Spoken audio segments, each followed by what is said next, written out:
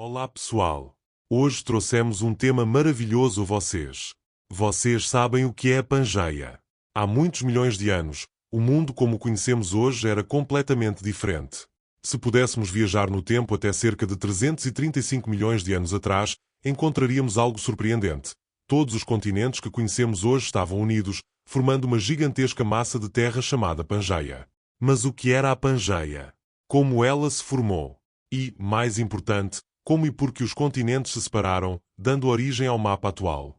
Vamos explorar estas questões de forma simples e fascinante. A palavra Pangeia vem do grego e significa toda a terra ou todas as terras.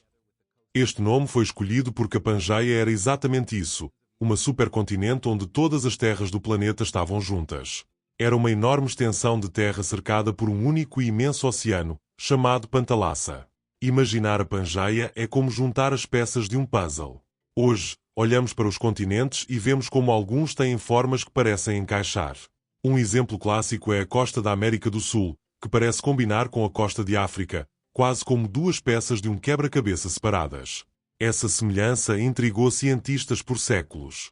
Como sabemos que a Pangeia existiu? A ideia de que os continentes estiveram juntos pela primeira vez foi sugerida no início do século XX por um cientista chamado Alfred Wegener. Ele desenvolveu a teoria da deriva continental, que dizia que os continentes estavam em constante movimento. Wegener baseou-se em várias evidências. Formas dos continentes. Como já mencionamos, as formas das costas de alguns continentes parecem encaixar perfeitamente. Fósseis idênticos. Fósseis de animais e plantas muito antigos foram encontrados em continentes separados por oceanos. Por exemplo, fósseis do réptil Mesossauro foram encontrados tanto na América do Sul quanto em África, mas não em mais nenhum lugar. Semelhanças geológicas. Montanhas e formações rochosas com a mesma idade e composição foram descobertas em continentes que hoje estão muito afastados, como América do Norte e Europa. Embora Wegener não soubesse explicar como os continentes se moviam, as suas ideias lançaram as bases para estudos futuros.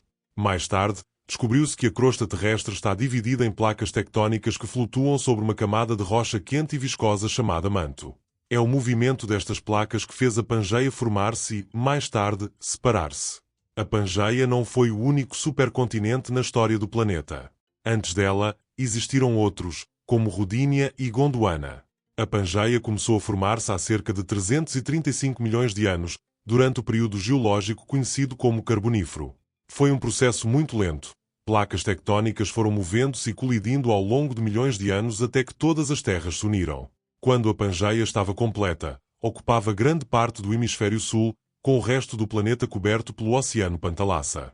No centro do supercontinente havia um deserto vasto e seco, já que muitas áreas ficavam longe do mar, dificultando a formação de chuvas. Há cerca de 200 milhões de anos, durante o período Jurássico, a Pangeia começou a dividir-se.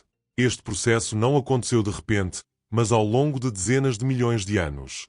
A separação foi causada pelos movimentos das placas tectónicas, impulsionados por correntes no manto terrestre. A divisão inicial criou dois supercontinentes menores. Laurásia, no hemisfério norte, que incluía as terras que hoje formam a América do Norte, Europa e Ásia. Gondwana, no hemisfério sul, que incluía a América do Sul, África, Índia, Antártida e Austrália. Com o tempo, a Laurásia e Gondwana também se separaram, formando os continentes que conhecemos hoje. Este processo deu origem aos oceanos Atlântico e Índico, que começaram como pequenos mares que foram crescendo à medida que as placas tectónicas continuavam a afastar-se. Os continentes em movimento. O movimento das placas tectónicas continua até hoje, embora seja tão lento que não conseguimos perceber no nosso dia-a-dia. Em média, os continentes movem-se cerca de 2 a 5 cm por ano, aproximadamente à mesma velocidade que crescem as nossas unhas. Estas mudanças, no entanto, têm consequências ao longo de milhões de anos. Por exemplo, prevê-se que, daqui a 250 milhões de anos, todos os continentes se juntem novamente para formar outro supercontinente, que alguns cientistas chamam de Pangeia Próxima ou Nova Pangeia. A prova do movimento tectónico, os terremotos e vulcões.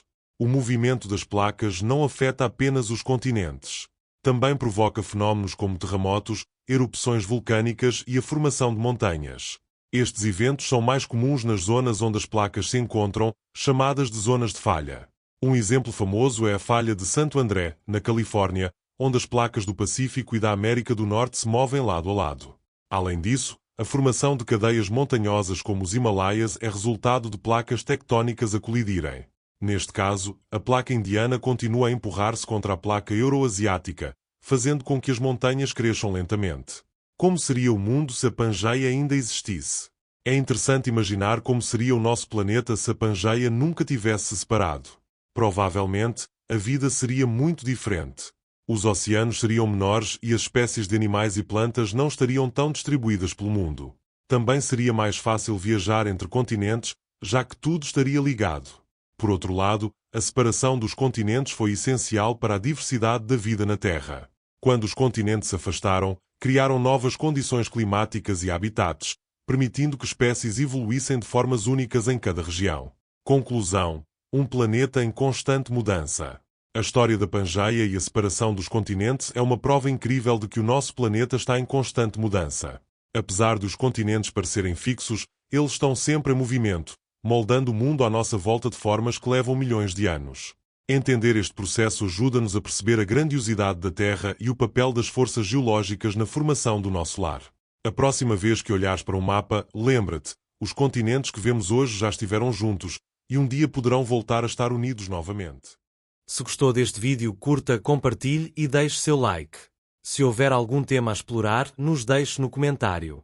Obrigado, até o próximo vídeo.